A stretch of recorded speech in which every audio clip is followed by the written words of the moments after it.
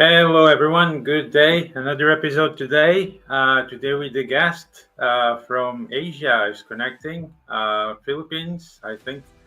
So it's Tommy Kilpatrick. Has an interesting story about banking and credit cards. So we all gonna know a bit about this today, sort of. So Tommy, how are you today? I'm doing fantastic. Thanks for having me on your show. Thank you. Thank you for your time. So, Tommy, so for people to know you a bit better, how would you characterize who is Tommy Kilpatrick? Oh, well, an author, and I am a teacher. I've been teaching for most of my life, and I'm retired now, and I live in the Philippines, living a wonderful life, and I've done a lot of things with health and healing. And here in the Philippines, to teach farmers how to build a dome house with bamboo for like Yeah, free housing, and teach them vertical gardening so the food is free in a sense, and yeah. to open up a medical clinic. So I was today on another island talking to a furniture company who could build Okay, a piece of furniture that will be health and healing. It will relieve people's pain. And so we made some progress today. So good stuff. amazing, Good stuff's happening. amazing. I'm pretty sure that people would appreciate you.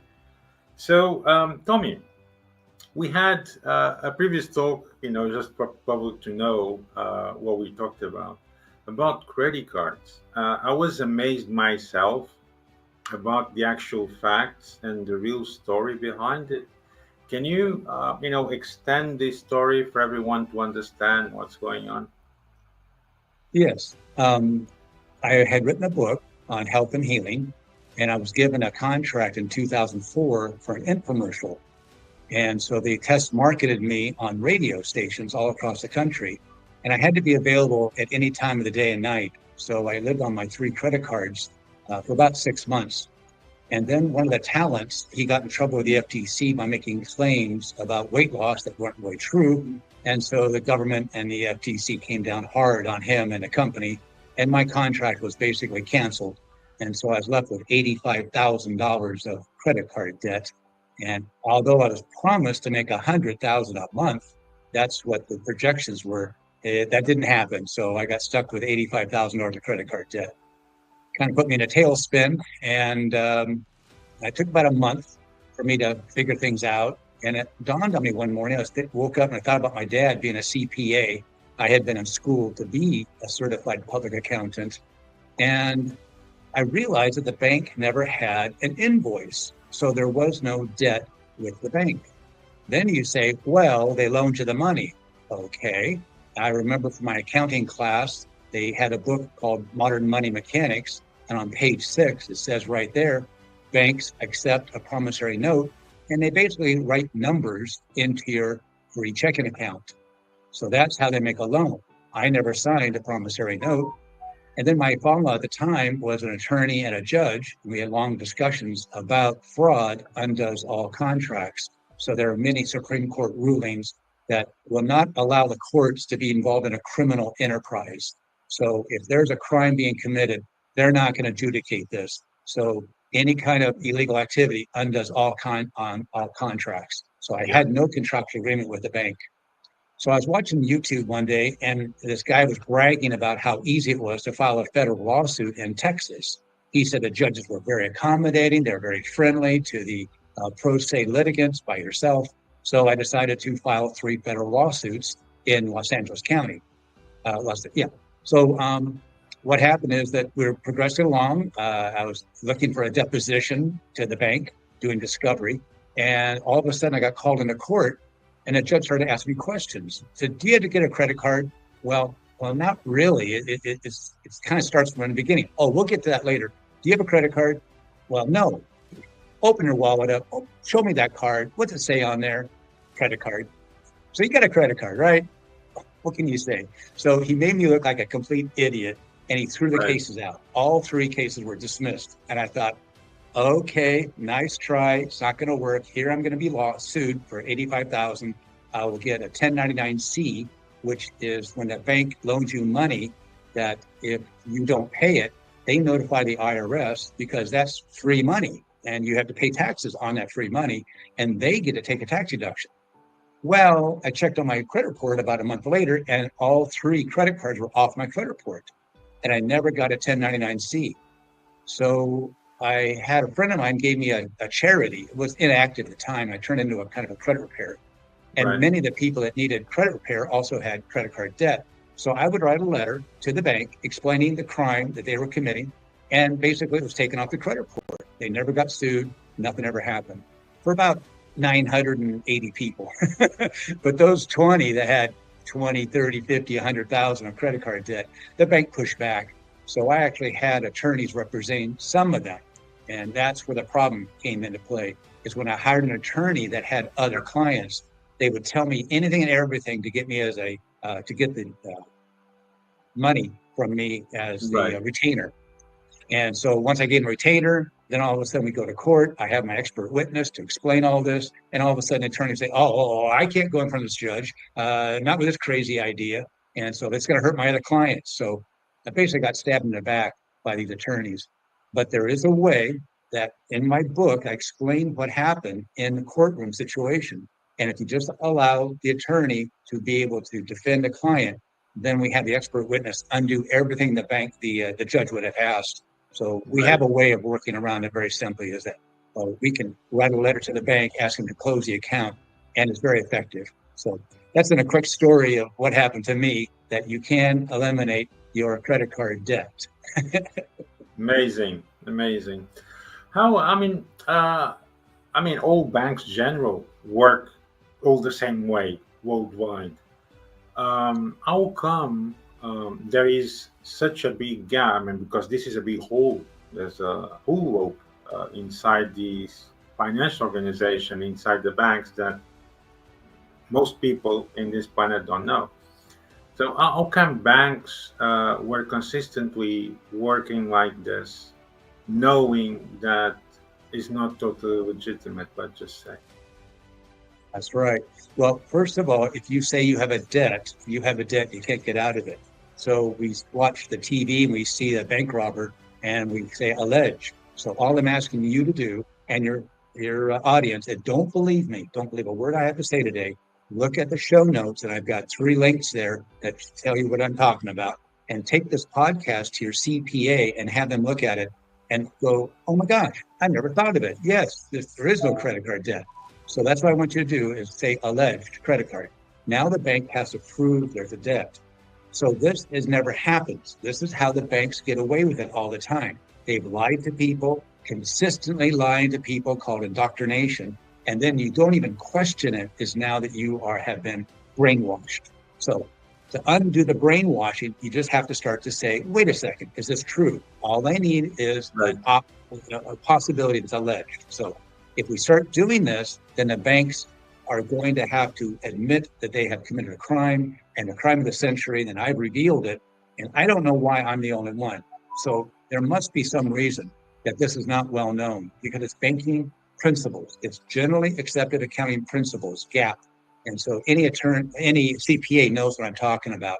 So what is happening is that when you get there is a true credit card. Let me say that first of all. Right. There are true credit cards that you have to pay for. Okay, this is not a scheme to get out of a debt. If you have a legitimate credit card debt, you have a debt and you have to pay it. So how do you know which ones are legitimate? First of all, let's say you go to a tire store or some business and they do a product, they sell you a product or they give you a service and they have an invoice. That's the critical point. So if you have your car taken into a tire shop, you have tires put on, but you don't have any money. Well, they say, hey, apply for the in-store credit card and see if you get approved. Well, you're approved. Fantastic. So they put tires in your car, you drive away, you don't pay for it. You get a statement at the end of the month, and that's correct. They have an outstanding unpaid invoice, which is correct. It shows the tires, the day, all the taxes and the labor, all that kind of stuff. And you have to pay that. Now, how do you know that an Amazon card or a Walmart card or some store card is a legitimate credit card? Look on the back. On the back of the card, it will say issued by Bank of America, Citibank, Wells Fargo, Deutsche Bank, any bank around the world. If it says that, then that is illegitimate. It's a phony credit card. And you can eliminate bank issued. That'll be very clear. It's bank issued alleged credit card debt. That's the one you can eliminate. Amazing. So, I mean, on this perception, there's no real legitimate credit cards. That's what we're saying, right? There are legitimate credit cards, and it's going to be a merchant that provided you goods and services, and you didn't pay for it, and they thought you would pay it back. So that's credit. So Right. they gave you time to pay it back. And if you don't, they can take you to court. They show the judge, here's the invoice. It's not paid, partially paid. They owe the money, and you'll owe it. It's not that Right. question at all. But here's what happens is that if we can agree that the bank never provided you goods and services, was never a merchant, and if you ask them for an invoice, they're not going to have one. Okay, now the next argument is they made a loan. Okay. So how banks make loans is that when you have no money and you go to a bank and you want money, you first of all fill out an application. Now, let me ask you a question there, Julio. If you get turned down for a loan, do you still get the loan? I No, never, you don't get the loan. I never had that issue, so I don't really Yeah. know. Okay. Yeah. So if you apply for a loan and they turn Right. you down, you don't get the loan. Okay. But when you get approved for a loan, oh, you're approved. Then you go into the bank and you fill out loan documents. You have to fill out all this documentation. You have to prove that you actually have an income to pay for this. The Right. reason is the banks cannot appear to be predatory. They Right. cannot be taken into court and say, Judge, this bank's ripping people off. They're not even checking if they even are alive. They're just, and this is all wrong. And yes, so the bank has to show due diligence. They actually asked for evidence, and there was evidence that they had a job, they had money coming in. The other thing they asked for is collateral. So they put your home up or your car, or if you have a personal loan and they ask for some kind of collateral, you've got to put something up. Because in case you don't pay, the bank takes the house away, takes the car away from you, takes whatever you put up, and they sell it. And now they make their money back of what now? If they make more money, by law, they have to give you back the difference. So if you have a $100,000 house and they sell for $2 million, they don't keep all $2 million. That would be, again, fraudulent. So they have to pay you back. So here's what happens is that you also have to have a credit report that shows a history of making payments of other places. Your credit score determines the interest rate, and the last thing you sign is a promissory note. That's required by the banking system, because if you don't have a promise to pay, it's not a loan. They can't go into court and say, Your Honor, this person owes us money. Well, where did they promise to pay you back? Oh, we don't have that. No. You have to have a promissory note. You have to have a written out piece of paper that says, I owe you so much money and I will pay you bank so much per month for this long term of period. So that's how they get you. So I didn't sign a promissory note, so there was no loan. Amazing. So I was totally outside the scope. Of course, I have credit cards, and I didn't know anything related to this, despite that was connected to banking for several years. It was just a different area. So, I mean, obviously, you had to go through a lot of steps to figure this out. I mean, it was some time. You were hanging around, by yourself, because I don't think it's easy to fight against banks, because banks, in the end, all they want is their money back. So, what insights or stories did you had during this type of research or investigation that we're doing against banks? Oh, sure, yeah. So people come to me with their bad credit, and I'm able to show them, or I would write a letter to the credit card agency, and things would be removed. And if they had some credit card debt, I just simply write them a letter. That's all it takes is writing a letter. Yeah, we ask them to close their free checking account. What free checking account? I don't get it. Right. So what banks do is they have to advertise to get customers all the time. You see the ads all the time. Sometimes they give away a prize to get you to come in, like a toaster or a wall clock. That's what they used to do. And one time in the newspaper had an ad for the bank and said, if you come into our bank and deposit $25 and you keep it there for 90 days, we will match it. Well, what did I do? I took $25 down, waited 91 days, went into the bank and withdrew $50 and closed my account. Now, Julio, did I rip off the bank? Did I steal from the bank? No. No, they said, if you do this, we'll do that. I did it. I waited 90 days. On day 91, I took the money out and ran. Well, that's just the cost of doing business. They know not everyone is going to stick around. So they have a lost leader, whatever you want to call it. So that's what they do.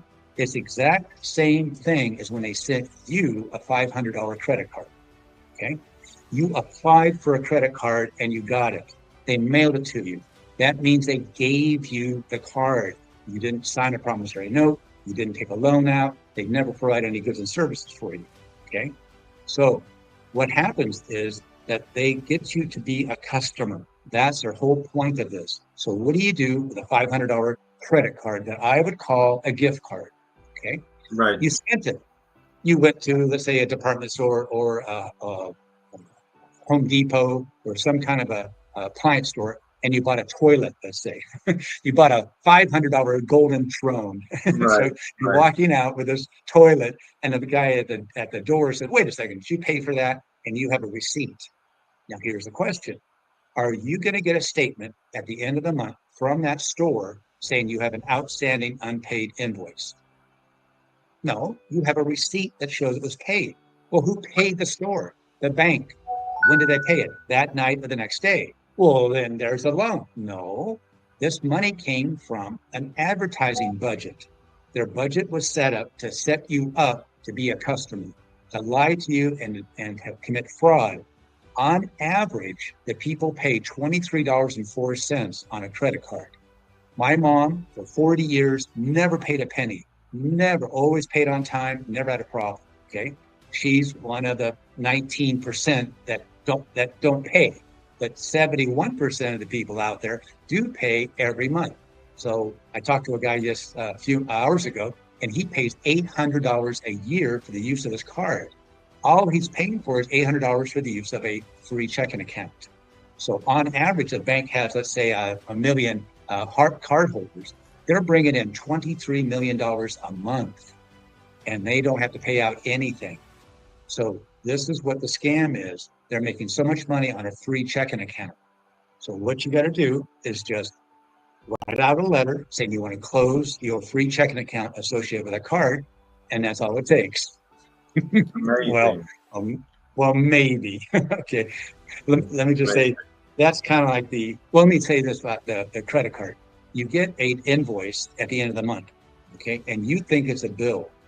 What really happens is in a regular checking account, you get a monthly statement. Now, is that statement a bill? No, it showed your beginning balance, your deposits, what you paid on checks or debits or fees. You know, you had things taken out of your account. And at the end of that month, you have a balance. And that's just showing you what happened in your account. It's the exact same thing on your bank issued alleged credit card statement. It's not a bill. But you thought it was a bill. You're going to do the right thing. You're going to do the moral thing. And you're going to send in $500 because you thought it was a bill. Okay. Now, this is the first time the bank ever received money from you, right? Think it through. Yeah, this is the first time you ever sent money to the bank. Now, here's what banks do. They're all about loans. So if you go into the bank with no money, you come out with money by getting a loan. If you take money and put it into a bank, you're actually loaning the bank money. I know it's counterintuitive, but I have the links that show you that's exactly what happened. And it's from a legal website that explains exactly what's happening. They do not take people's deposits and give you a loan. They don't do that. And when you give a deposit, you're actually loaning the bank money. That's the way they have it on their books. So when you make a deposit, they're responsible for that. But as you pay it down, less and less obligation. So that's what's going on with the loan. So you're loaning the bank money. So every purchase you've made since the very first time has been with your own money. So every month you're taking money and you're putting it into your bank account, into your free checking account, and now you have a debit card. I know it says credit card. In the beginning, it was a gift card to get you to be a customer. Once you sent money into the bank, that money is now used for your next purchases. That's where the original money came from, their advertising budget to get you a customer. Why do they want you as a customer? Because you're going to make, on average, you're going to give the bank $23.04 on a free checking account. And that's what Right. they plan on. So it's about a fourth of their profits. So the banks are not about to do this. And you got to think about it, Julio. Tommy came up with this idea. Yeah. Is he the smartest guy in the world? No. I'm just some guy that have to have some accounting background. But this had to have been known by somebody else.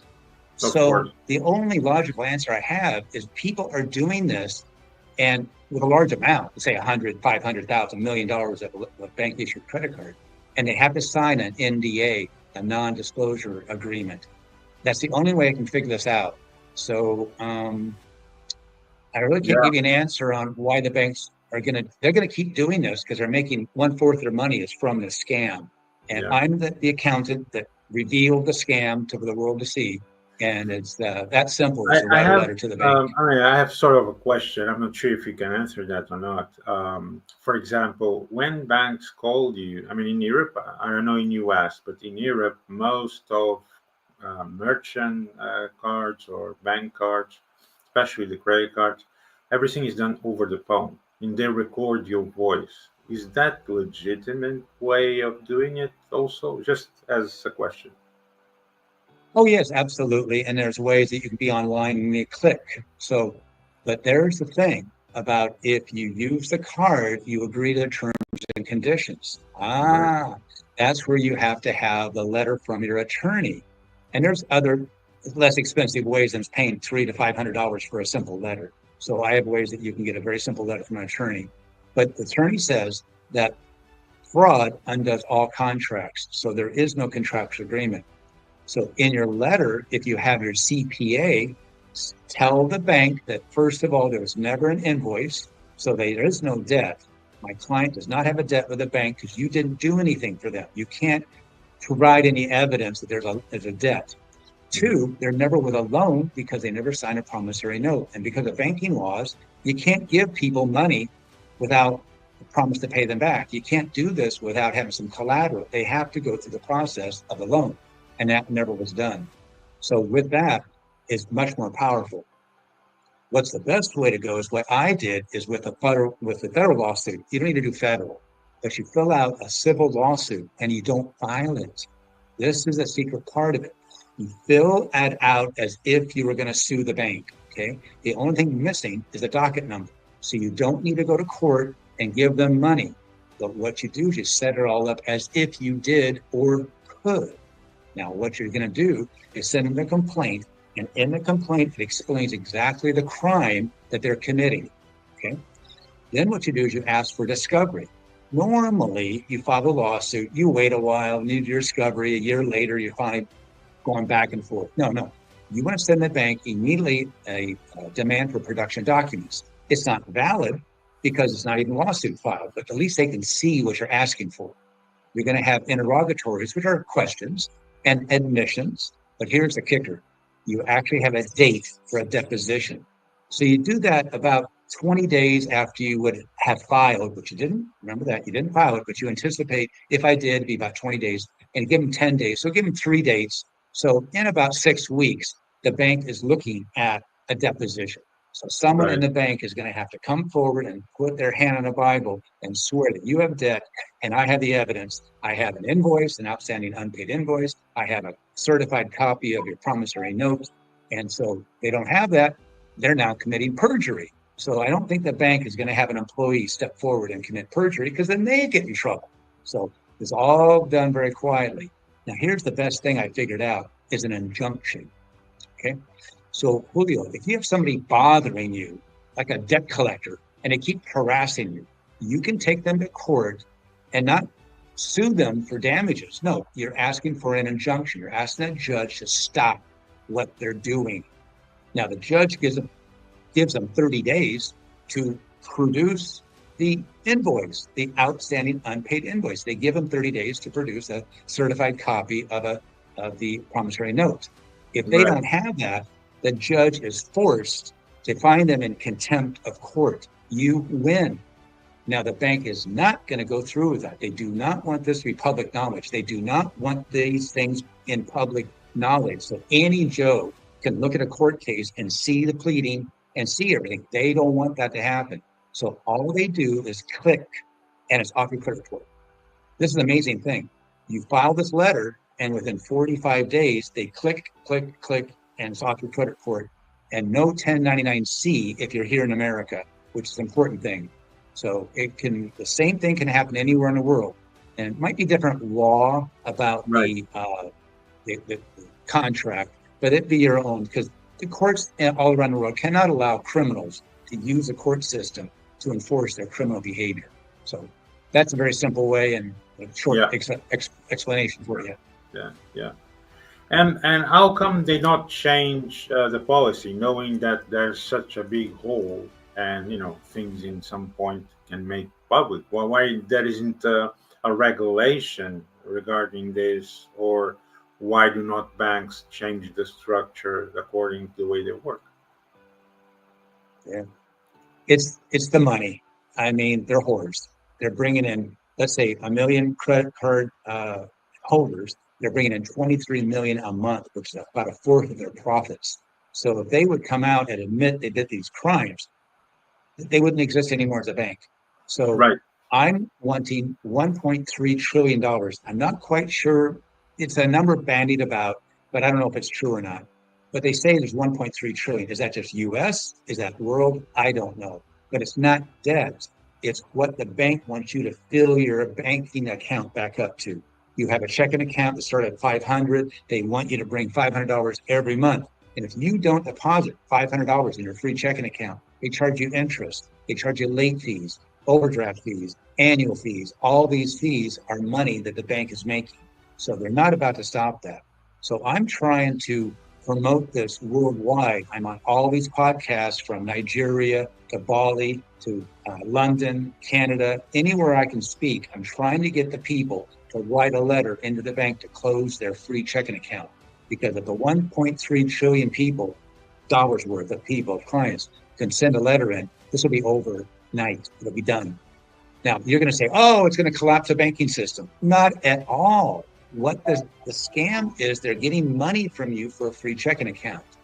The merchants that are offering you credit to buy their product or take their service are still functioning, are still open, and it's not a problem. It's the scam the banks are pulling on, and they're going to lose a fourth of their profits. So they're not going to be very happy with that.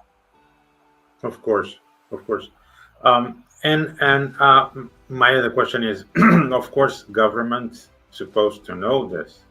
I would believe so, And it's kind of like those things that they just look on the other side, or they don't want to link into it, or did you know? I'm just asking. Well, you just follow the money. Right. There's so much corruption in all states' governments. I was so turned off about it about 15 years ago when I couldn't stomach it anymore. I would see judges breaking the law. I saw mortgage companies bringing document papers into the court. I physically saw this. I saw them walk up to the court, go to the court clerk, take their stamp all this stuff, and walked out. It was during that the 2008 when the loan and that whole thing blew up. Trying to think what happened there in 2008. The financial panic. I think during that stage, the most aggravament and the worst thing that banks did, it's when they start playing with commodities. They start playing with mortgages, and that was really illegitimate operation, and people wouldn't know. You go to a bank asking for a mortgage, you wouldn't look at the small letters, and you find out that by month your variable interest is changing. Why? Because the banks were putting the same value of the mortgage again on the market, and they were playing with the value of the mortgage every day or every week inside the commodities trade. So a person without knowing actually had the value of he or she mortgage in from the bank, but actually it was on the market too. So whatever there were losses, they were paying for the losses for something they never did. And this was really something that I knew is going to happen in some point, and it did happen because it was already too much. I mean, there were banks putting 500, 600% over the total value of their own cooperation on daily operation. It's crazy. I mean, if you have just a slight cut or coming down a little bit on your line, it's enough just for bank close, and that's what happened in that day. People were Yes. putting too much leverage from anywhere. They were putting leverage on the ratings. They're putting leverage on commodities. They're putting leverage on pricing like gold, silver, and then they were taking out from everything and then resell it also. I mean, the banks were, it was like not limited to just do one operation. No, they were doing operation here, but they were also doing there. So they would duplicate and sometimes triplicate the same operation inside street market, and that was totally manipulated. Absolutely. And that Yes. was people didn't know, and that's how it happened. It blew up because of the excess. You know, it's yeah, Oh, yeah. What the banks were doing is covered in my book about the ABS, that's asset-backed security, which yeah, is a credit card debt. You know, that's the way they term it, not the way I do it. But what happens in that scenario is there are retirement funds, and they bring in a lot of money, and they want a return on their investment. So let's say the retirement fund wants a 4.9% return. The bank will borrow the money. Remember, the banks borrow money. So if money comes into the bank, it's a loan. So they will go to that retirement fund and say, we will pay you 4.9% if you give us this money. All right, and we'll pay it back to you. That's about $85,000 a month on a on a $100 million deal. Okay. yeah, So what they do is they take half of that money and consider it a profit and divide it among their shareholders. Okay? They had 50 million left over, and what they do is they divide that into thousands and thousands of accounts with $500 in it. So that's where a lot of this funding comes from. Now, the only problem is now they have to pay $85,000 a month. And the only way they can do that is charging 20%. It's amazing how that is right on percentage, exactly what people are paying on their credit cards is about 20%. So if they take half the money and put it away, they've got to get a return on investment of their other half. And that would be a 20% return. And that's why they're charging so much on the credit cards. So if the bank can get these people to be a customer and on average get $23.04, they're bringing in 23 million a month. They got to pay 85,000 a month back to the retirement fund. yeah, And so they're making money. So it's all about the money. Now, when you talked about the mortgage-backed security, how does this work for houses? It's basically the same thing. They go to a retirement fund, get a whole big, huge loan at a certain percentage, keep half of it, because that's the way business works. They work on a 100% markup. So half the money is profit. They put that away. The other portion, now they've got to get people to sign a promissory note.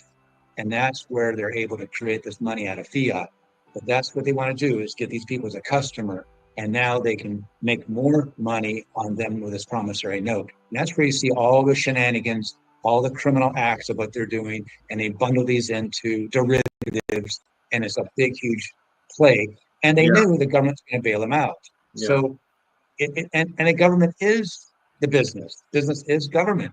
We've seen that since really World War II. In World No, I War mean, One, we had we've seen it. We've businesses seen it doing things. in Once it got to World War II, yeah, yeah, yeah. I mean, we have seen that in the 1920s, then in the 1950s, then in the 1980s, then in the 1990s, then in 2008, then there was still 2012, and then the revision of 2020. So, I mean, the main concept is why humans don't change, right? Because in the end, what they're doing is trying to get supremacy and taking advantage of people just because they have less knowledge in some specific areas. You know, for example, you talked about some credit cards on 21%. I tell you, there are banks. I'm not sure if in US, but in Europe, there are some banks, like merchant banks, not really some are really banks, but not that big. Usually, it's smaller banks that do this. They go on until some of them 38%. And the loophole is that the letter that they send you for you to sign, the letters are so small they need to put a microscope for you to see, look into it, what's it written in there. So I advise everyone really, it doesn't matter if you need a microscope really or a loop or whatever, but read it properly before you sign, because you got to know what you're signing for. And this is the main concept. Today's day, the environment is very fast. People are moving fast. Um, People have long days journey. Sometimes, most of people work over 10 hours. Either it can be 8, but of course there's going back home and return or whatever. So we make it 12, 14 hours out of home. So it's very long day. So people get distracted. And when there is these circumstances and they're not moving, it will pass away because they're not paying attention. And this is actually very, very circumstantial, because it will affect their financial lives. Because you are committing to have a debt for some money that is not yours yet, but you already own that debt because it's on credit, right? And over 30%. So, I mean, let's look at it this way. Of course, it's very beneficial for the bank, but for the person itself, it's like, come on, what have I done? So, and this is a major concept that I always try to look in deeper, and try to figure out why governments do not regulate more these, because we had the big example in 2007. When there was a financial recession, for example, I was in Spain. Exactly on the week that all the banks were closed, on that week, I could not withdraw money, and I had money on the bank. I went to the bank. I said, the old ATMs were shut down. I said, I need to withdraw money. I cannot use my card, and I give you 60 euros, like it was the market. What are you talking about? This is my check account. I have money there. I want to withdraw it. I said, no, we cannot until we get this result. Well, it's not my problem, right? You guys done all this. It's not my problem. I have money there. So, and this happened. So, and that, it was very, very serious situation because it affected the whole world. It was not talking about something local. It was the whole world was shut down. The whole financial system was shut down. The whole stock markets were shut down for over 1 week.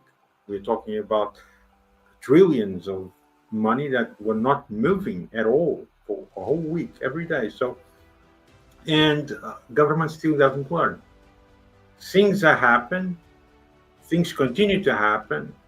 I would believe, and I done a report that I made public 1 year ago, that it's possible that will happen again, but twice as worse as 2007, because of many things, Yes. because of conflict, because of the way civilization is moving, the way the financial structure is shifting around fast and too fast according to actual systems. In some countries, they're going too fast. I mean, they can smash themselves, and no one is looking into that. So, what have we learned actually from the financial recession? Well, I'll say nothing, because if I'm going to look into, let's look into, I mean, I don't have that power, of course, but I do read and I do look things very thoroughly, and I do investigate before I talk. And what I know is I haven't seen nothing different from banking regulations before 2007 and afterwards. Things continue business as usual, like nothing has happened, and banks continue to trade exactly the same way. Now they don't trade with so much leverage. Instead of doing 600%, they're doing 100%. What's the difference? And this is what I'm talking about. Why do governments permit these kind of things? Because all they're doing is having a higher risk all the time, and we are not playing here with money, because in the end, is people's money, is not their own, right? And it says what it is. In the end, what does that take? Well, it So, takes taxes, it takes leverage, less better education, less health, because there's no budget, because they're spending most of the budget to cover the holes that financial system is doing, right? So and and this is keeping going and going and going, and it have a end. I mean, what is your opinion about all this?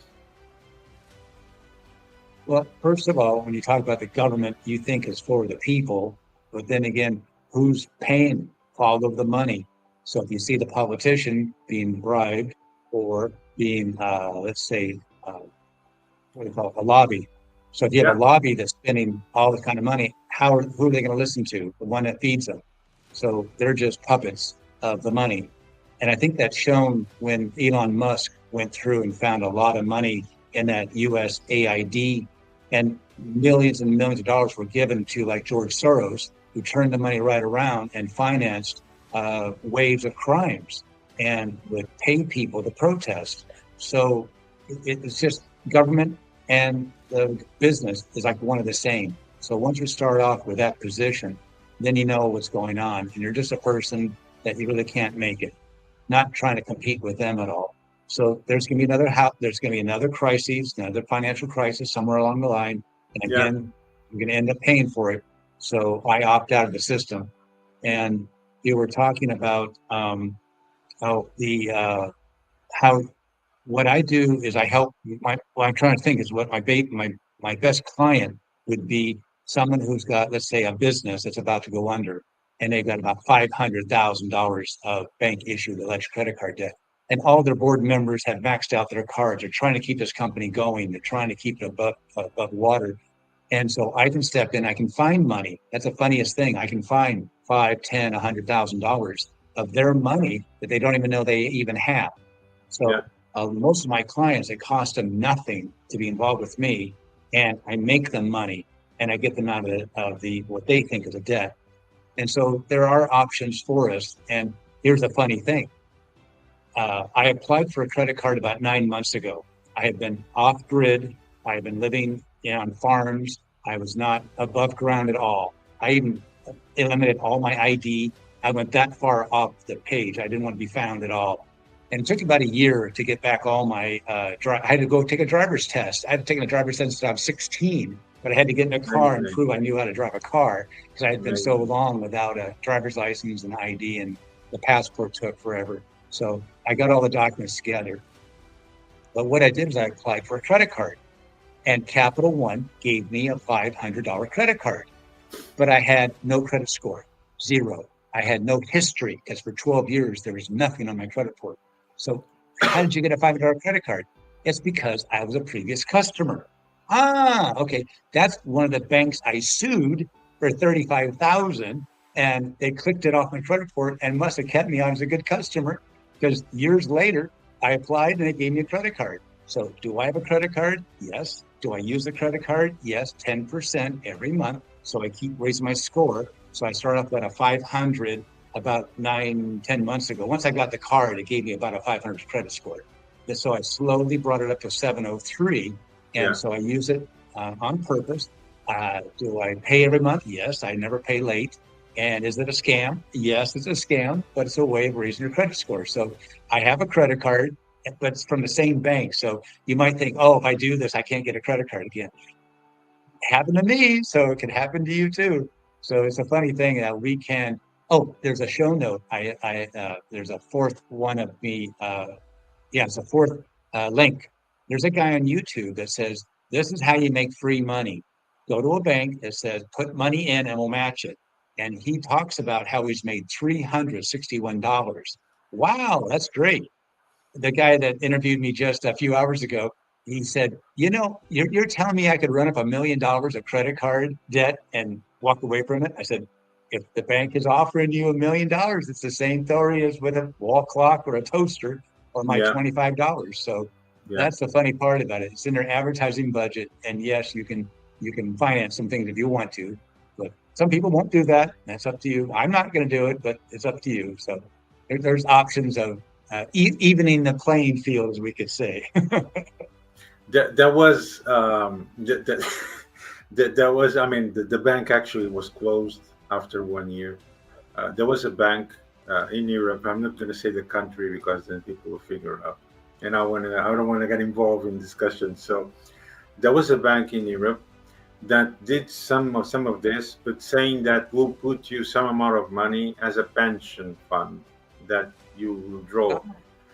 But the loop letters, the ones that you need to look on microscope, it says you will have a release of your pension in 100 years.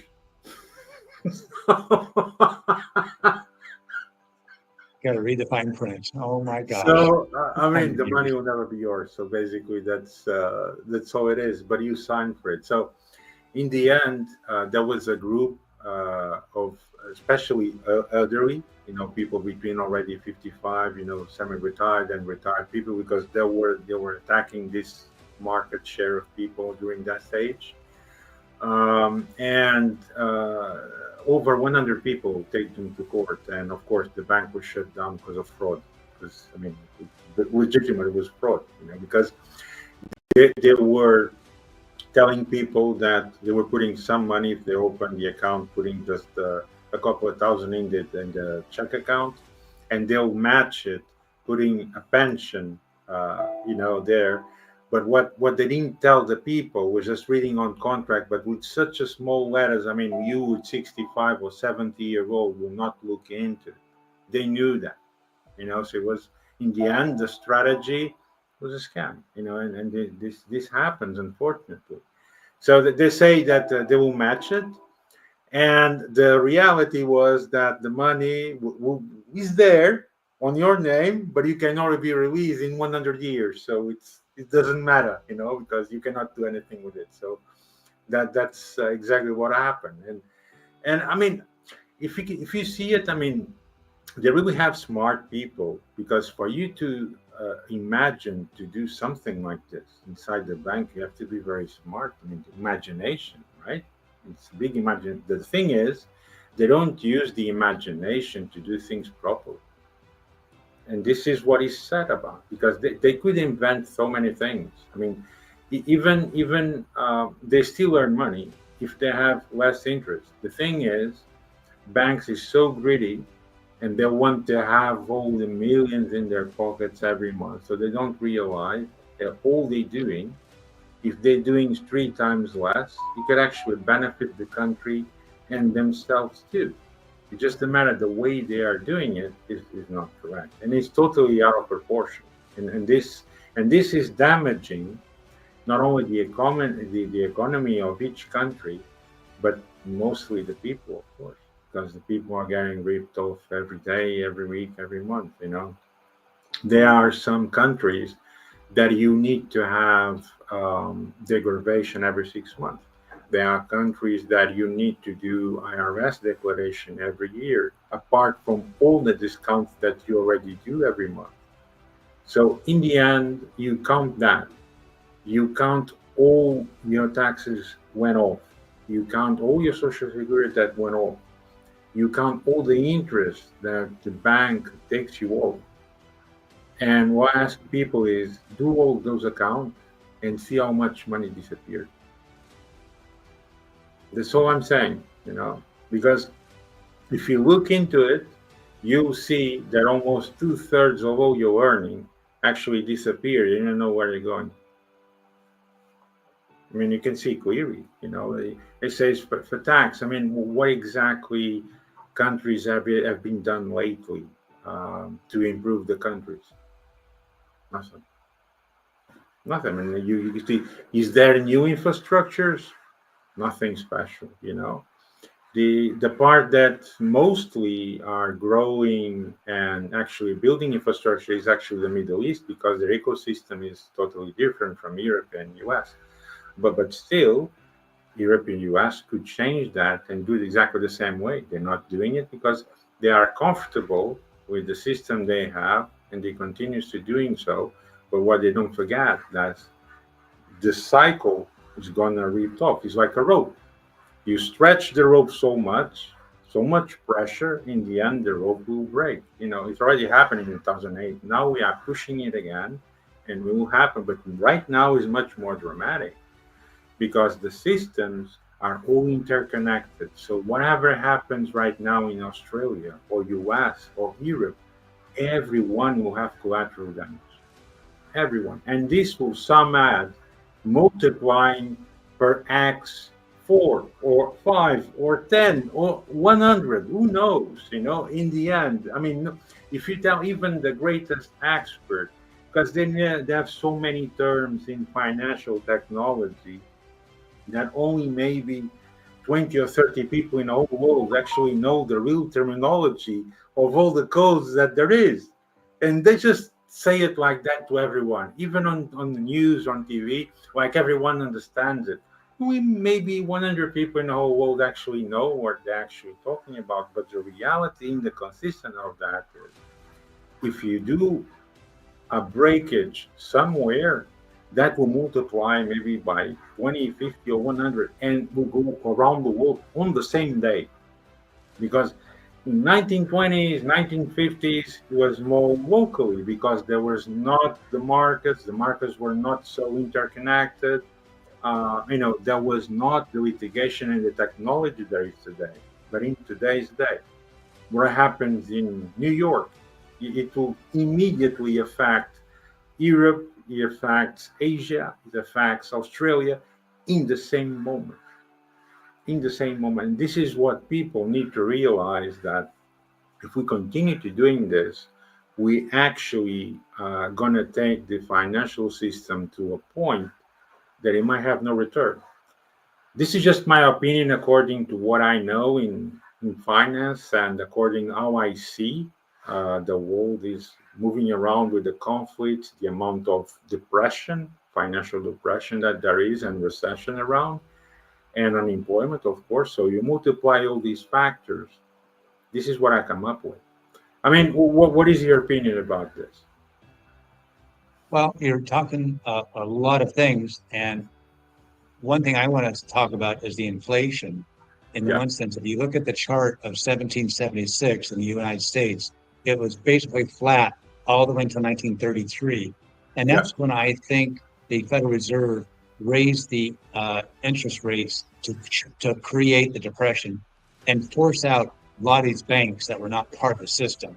Once they were able to consolidate their power, they then instituted the fractional banking, which is sign a promissory note and they yeah, write numbers. So there was never any money taken out of the economy. So they purposely had this inflation rate just go straight up. And that's what's causing inflation is this banking system I'm revealing is what they do is they make a loan and they have you sign first and they write numbers. So there's no money taken out of the economy. When you put more dollars into the economy or any currency, it's going to create inflation. So we're all suffering from that inflation worldwide. But they make money. Here's the thing, it's not always bad. If you borrow money today, and let's say, well, here's an example. My wife at the time was a nurse and she had a student loan. And she was making $10 an hour as a nurse, just starting off. And it took her 10 hours to make $100 for her monthly payment. Well, about 5 or 10 years later, with more skill, she was actually now making $25 an hour. So she only had to work 4 hours to pay back her student loan. And so that's the advantage of borrowing money now, paying it yeah. back in cheaper dollars. So it's another scam to make money off of us working people, and that's what's going on too. So you talk about the government and wanting to be good for the Yeah. people. They're just stooges. They're mouthpieces for the government and the business. They're one and the same. So I don't know how you're going to fight them, but if people would just close their free checking account, it's going to solve a lot of their problems first, and then go and order and open another credit card. So as long as they know what's going on, so it's up to them what they want to do. Do you actually know about the current policy? I'm not sure if it went out in US. In Europe, they are planning to totally cut out all cash. So everything has to be digital. So what are the counterparts in that? Well, they are forcing to work, with banks. That's one thing, obligatory. But the other thing is that banks are taking a huge monopoly in currency inflation regarding forex. for example, if you use your credit card when you are abroad of the country, the amount of interest that they charge you, it's ridiculous. I mean, we're talking about some banks charge you 2.5 to 3% per purchase. For them, of course, it's a good deal. But of course, then you have the currency swap. Because, for example, if you go to Japan and you getting US dollars, you're not only losing regarding the currency swap, but also regarding the interest rate that they charge you per purchase. So if you sum all that and they are obliging you to work like that, where are we going to go up with?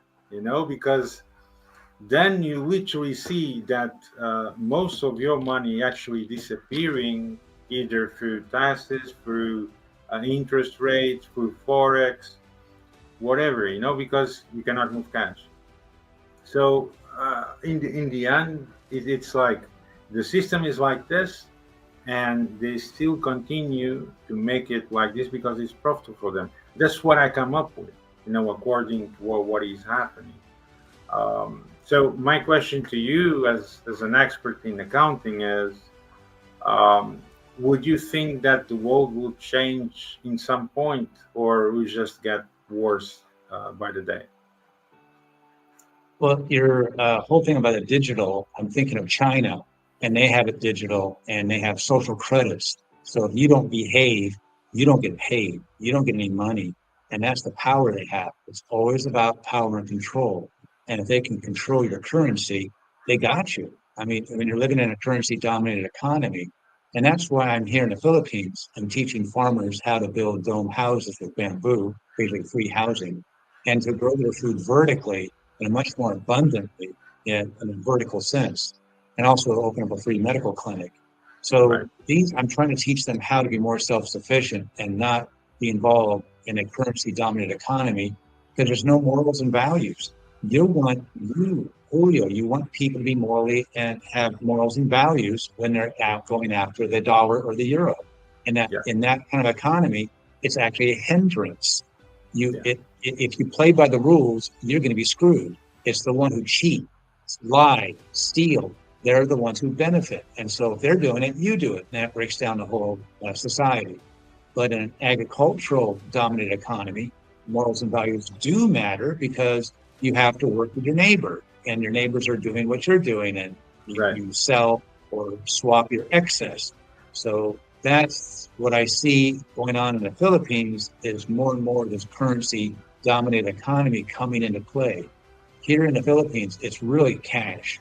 Cash runs the whole thing, but you're seeing more and more of this called G cash, and people are using more of a card to get access to their money. And that's, once they move over to digital, you have no power, and now back to the government and business are one and the same. So Right. it's a natural progression. I'm not saying it is evil, but it wasn't an evil intent. It's just a natural progression. You think about it, in the 1600s, we had mercantile capitalism. So if Yeah. you were a merchant, you had the means to make money. So you were the one dominated the world. Then it changed into industrial. So if you had a industry, you were the ones in power. You had the control of the money. Then it moved to financial. So if you were a bank, you control the stock of the companies. So you now own these companies. And then what's evolved to is what they call fascism. And I don't say it lightly. There's a book called Friendly Fascism, written in Right. 1980. And I read the book, and the author said it won't ever happen in America. Well, I think it has. So this is called friendly fascism, where the government and the business is one and the same. And if you see the connections that Elon Musk has with the government, all kinds of things he's doing. So I'm not a big fan of Elon Musk. He's got a plan for his X to do it as a money. So we're going to be doing all of our banking transactions through X. And that's one of the reasons why he needed to have access to the Treasury Department. With his people in there, they were able to read and study and know how their system works. So when they come back and rewrite their code for X, it'll be in line with the way the banking situation happens with the Treasury. So I see a lot of integration with, again, business and with government. And that's just a natural progression. How are you going to fight it? By living I on an mean, island like I do, um, in a I mean, small place. in And Europe, yeah, Tommy, in Europe, there's a law calling PEP. It means that you cannot have benefit for yourself if you connect it to a person in charge in government or a politician, in this case, that works in government, because that's illegal, right? You're making benefit for yourself, having connection directly with government to facilitate your business. So, isn't this the same story? Why is it different? I mean, I just leave it there for very people, similar. Yeah, because there are people right now in there in US. They are inside the office with no official position. You know, they don't have official position in the government, and they work there. They have access to, very sensitive data. Citizens' data, financial records. Why? Why do they have access to that? I mean, I just leave the question there. Because in Europe we call it PEP. That's why that this law exists. I would believe in US also exists, but why is it concerned right now there? That's my question that I don't understand. Because well, then it feels here's like something. um, the law is just for some people and all the others it's different. Right. Well, what has happened is you've got the people enthusiastically supporting passing information from the IRS to the Treasury to the FBI, the FBI. So we're all hailing how great that is because they found all this fraud. Now here's the other side of it. They're going to have you integrated. So everything about your FBI files, connected to the IRS, connected to your doctors, are no longer a vac. If you don't believe in vaccination, all of a sudden you don't have your benefits, you have your Social Security cut off. So it's a way of, again, controlling people. So be on a farm, grow your own food, build your own house, be disconnected with this whole system, and live a I very mean, good life. basically, what we're saying is going back to 1950s again. To be natural as human beings, right? Because the way I think the way technology is advancing, especially in these days with artificial intelligence, I think it's overused, and people are using it wrongly. This is just my perception, my opinion only. It's just my opinion only. But my perception is that most of the technology right now is being misused, and that in the end will provoke a very deep impact in people. Um, because, for example, from latest 2 years, most of the automated work or task works, which make one part of your brain to function, people are not using it. So, as you know, the brain will come to a point if you stop using, you become slow and slow because the brain is a part of your body that you need to put activity all the time to keep it functioning properly. That's the way the brain works. If you start getting lazy, if you start not using your brain properly, parts of your brain will stop working, or at least don't not work as normal as they used. And what happened? What happened is basically the most effect that I've been seeing is that on automated systems, so the part of back end side of your brain, people are not using it. They're using artificial intelligence. Do me this, do me that. Well, do me this and do me that. You should do it yourself. Because to write a letter, you don't go to AI to write a letter for you. If you want to write it yourself. Make you think. I mean, what I'm getting at for people really to understand what I'm getting at is you're supposed to be a human being, not a robot, right? You need to function by yourself. You need to be automated. and know what you're doing by yourself. And machines supposed to help you, not for you to work for machines. And it is happening all the way around. As we are going, human beings are being slaves of the technology and machines. And people don't actually see it that way, but that's the way it is going. And I think it's very unfortunate, and people look in deeper into this and start changing things. And people realize that if we continue like this and we continue progressing the way it is, in 10 years, a person will not do anything physically. So, what you use your brain for? Just to talk? You can't. I mean, you'll be inefficient.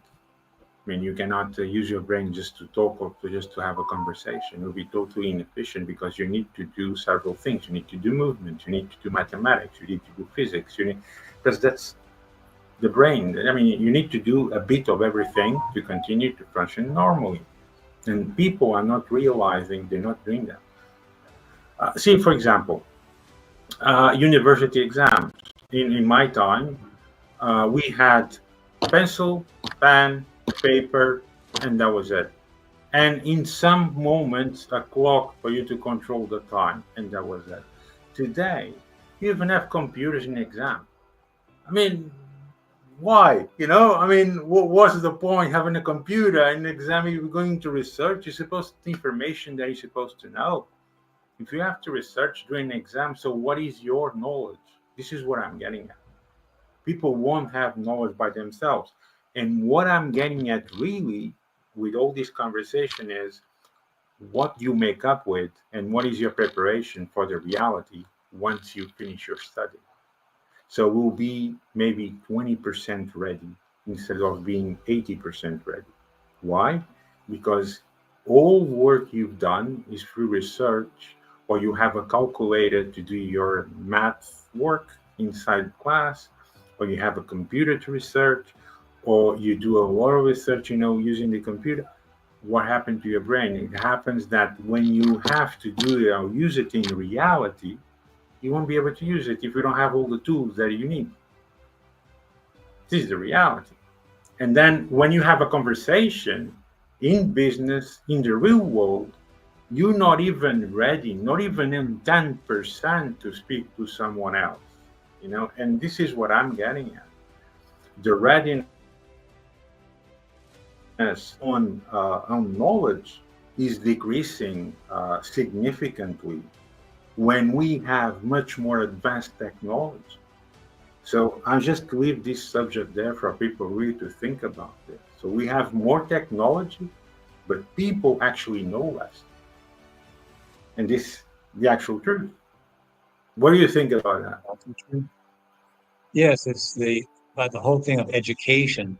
And if you think about it, we're still living in the 1750s. The Industrial Revolution came along and said, go to school and get a good job. Well, now you're just another cog in the wheel and the whole thing of modern times with Charlie Chaplin, but you're just part of the whole machine.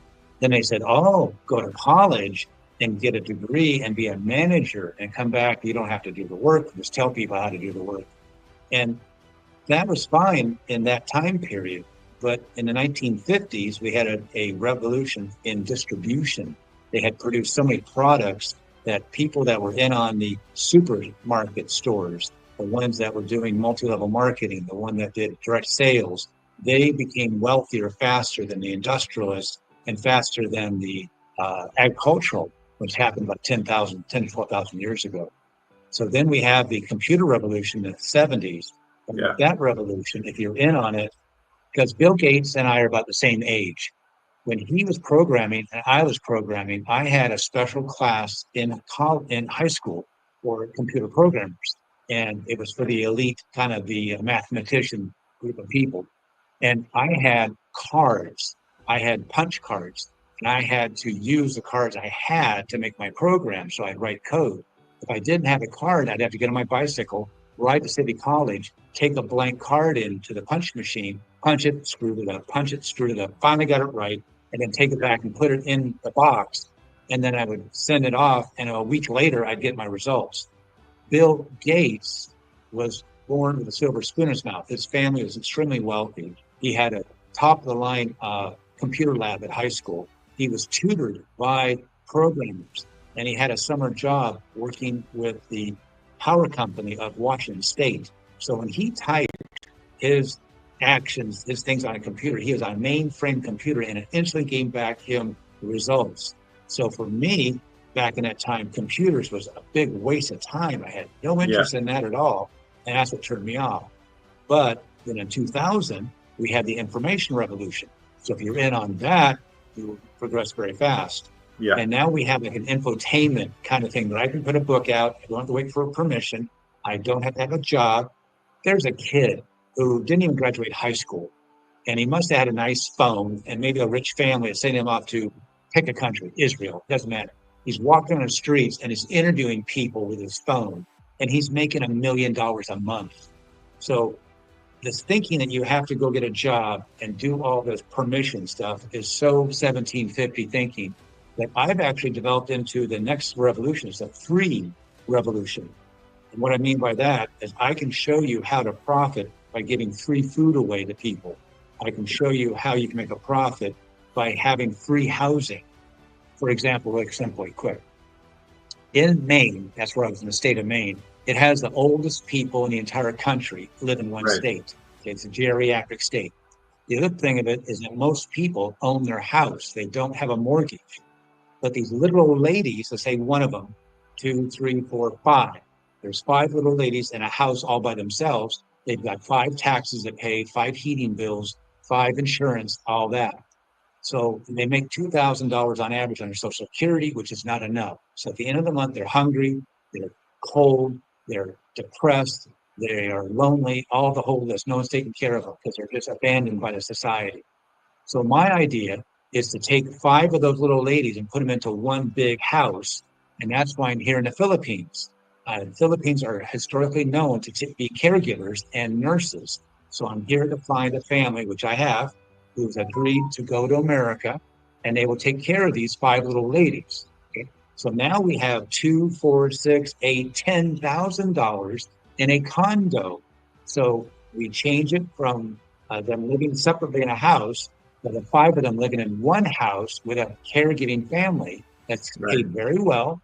And now they have $2,000 to $3,000 to $5,000 a month left over to spend for the rest of their lives. So every month they can go on a vacation. And now I take 2 and turn it into one big house. I take one house and sell that and do an addition or do something to make the house much more presentable and stuff like that. A much better functioning house. So I have 2 houses left over that could be rented out or used as a business or used as a restaurant. And that money goes back into the condo. Now those 5 little ladies have $10,000, $15,000, $20,000 maybe a month for the rest of their lives. So now they're enjoying their life. They only have they have the CPA that handles all the taxes and all this stuff, and we have a legal counsel that takes care of all their legal stuff. So, and it costs them nothing. They can move into this house absolutely free. They can stay there for 6 months. If they want to go back to their cold house, they can do that. After that, they've agreed to stay, and that's the last house they're going to live in. So once the 3 little ladies pass away, the house that's in an irrevocable trust now becomes ownership by the Filipina family. So if the Filipinos will come and do the hard work, they will be rewarded by owning the house. Who else is going to have it? These women have been abandoned by their families, so it's in an irrevocable trust because you never know. Those kids want grandma's house and they don't want to hear about it. So now I have them fed, and now there's thousands of dollars. And when they pass away, there's a limited partnership, which I could be part of. I could be the general partner, and I could benefit from the other 2 houses, or when they pass away. There's lots of ways of making money by giving people free housing, and then the free food too. It's a whole nother thing. That's a couple of books I've written, but I haven't published them yet, but they're coming out soon. Amazing work. I congratulate you on that. And I'm pretty sure people that will hear this and people around you will appreciate you very much, because that's not many people like you around the world, unfortunately. unfortunately. So, Tommy, how do you see yourself within the next 5 years? I mean, you're going to continue to do what you're doing? You're going to change something?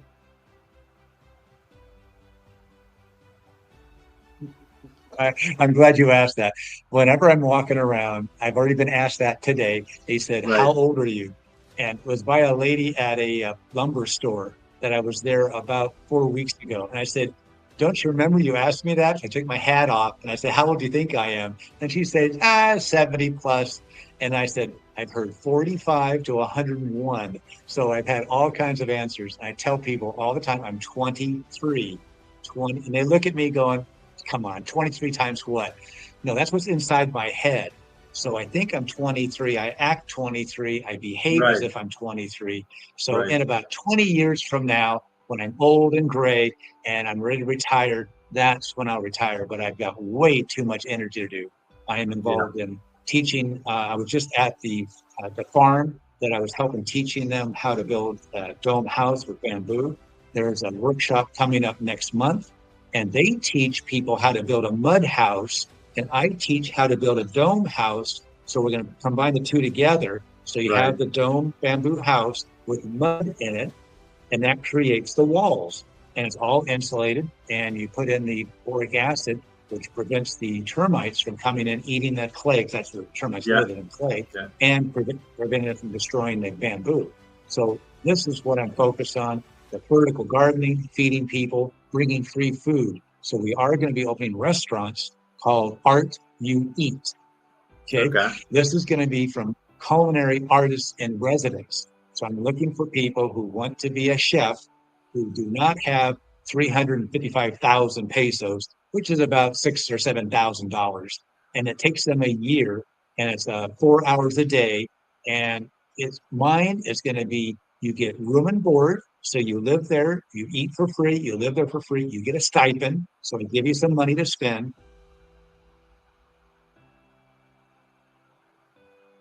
For all this free food that we have from our farms and from people going out fishing and collecting shellfish and things like that, bringing it all to the restaurant. And we work deals out with the vendors. All these vegetable vendors at the end of the day have all this fruit and vegetables they're going to throw away and not make any money.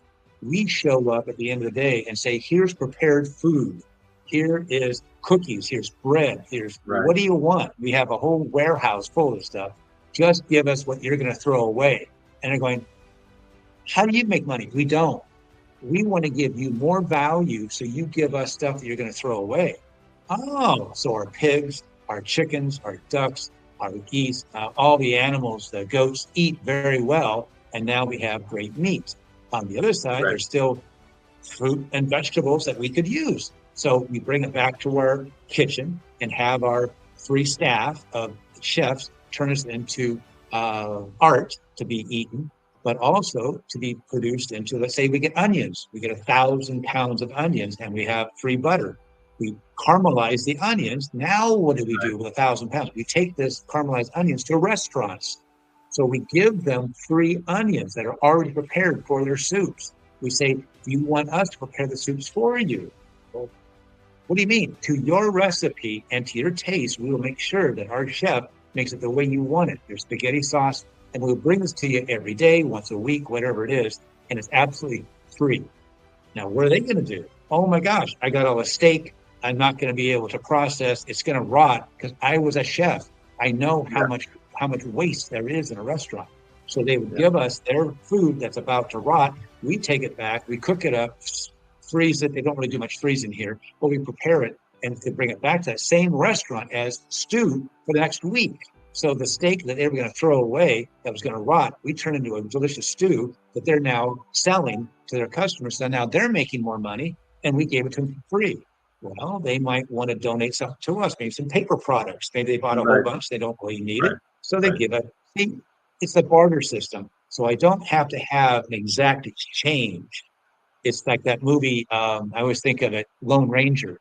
Yeah. Tonto comes Yeah. up to these dead people and he wants their boots. He takes the Yeah. boot off, puts it on, but he leaves him a feather.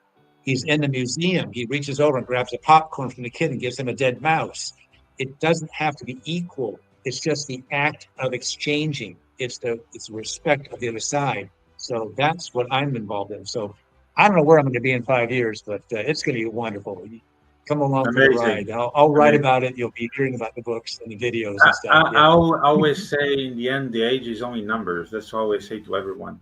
Hey, what it matters is how you really feel deep inside. I mean, the age really doesn't matter. What it matters really, I mean, if you have activity It's and you not. feel It's not well, how. Yeah. It's not how long you've been on this planet. When I look at the actuarial tables, and I believe the insurance companies, they spend a lot of money to find out how long I'm going to live for because they make a bet. I say to the insurance company, I bet you I'm going to die next year. No, you probably won't. And I'll bet you this much money every month if you yeah, give me $1 million. They know I'm not going to die.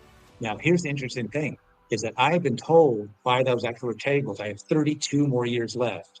So 32 more years I've got. I'll take another day if I can. So I'm not going to stop there.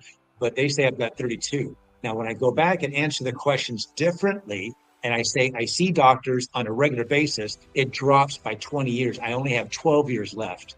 So that's the thing about our self-managed medical care is I'm teaching the people here to be their own doctor, to do their own management of their own care. And we have different devices that help them heal people that are right. just amazing. The project I'm working on today was a not hyper, but a hypobaric chamber. And I have been in them. I have seen the healing. I have been involved with it for many years. That company Mhm. went out of business. They were selling for a couple $100,000. I'm making one for about $100 right now. So I'm going to have several of them made. I'm working with the university. I'm working with their engineering department. So I'm giving them a project to build this hypobaric chamber, and I'm willing to pay for it. So I've got carpenters, and I have a furniture store today I went to. So I want several different ideas. And what we do is we hook a vacuum up and suck the air out, tricks the body thinking it's going to 22,500 feet. At that point, 8 pounds of pressure is lifted off your body. And for the first time, people who have been in pain for their whole life will now experience pain free for maybe just a second or two. But when we continue to do it, the body goes, oh, the receptors that are pain are not turned on anymore. And so they relax. So now the body can have pain free. The other thing does is the oxygen use increases that, which kills cancer. So we've got techniques and devices Amazing. that are going to help the people here live a lot longer. So that's a little bit what I'm Amazing. up to. Amazing. Amazing work and congratulations for that. So, Tommy, it was Thank really a you very great, much. insightful conversation. I really appreciate it. I'm pretty sure many people will do too, because there was a lot of information that I'm pretty sure not many people would know. Just before we leave, I always ask my guests to say a power message. So, what would be your power message today? Oh, good. I'm glad you asked that. I was prepared. So right off the top of my head is lied to, indoctrinated, and brainwashed. And that is what's happened to us. We're lied to over and over again. So it's become indoctrinated. And if you don't question, you're brainwashed. So Yeah, there's so much people who accept anything and everything, even the stuff I say. I'm telling you, don't believe what I said today. Look it up yourself, do your own research. Take what we did here, send it to your CPA, have them tell you that even though they never thought of this before, I am 100% accurate. So there was no invoice, there was no promissory note. You don't have to pay this debt. You can get out of it. It's not a debt, it's your own money. So I can help you. All you do is in the show notes, I'll have my email. Tommy A. Kilpatrick is on Facebook. You find me there. And so I'm able to help you. I have free consultation. And if you do that, I will send you my $69 book, Forgive and Forget How to Nuke Your Credit Card Debt for free. So I really want you to be stress-free, live a good, wonderful life. Start to question. yeah, Ask that, is that true? Is that, do you know that or were you told that?